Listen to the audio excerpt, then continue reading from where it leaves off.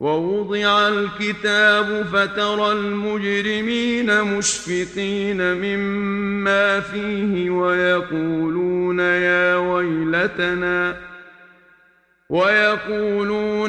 ويلتنا ما لهذا الكتاب لا يغادر صغيرة ولا كبيرة إلا أحصاها ووجدوا ما عملوا حاضرا ولا يظلم ربك أحدا.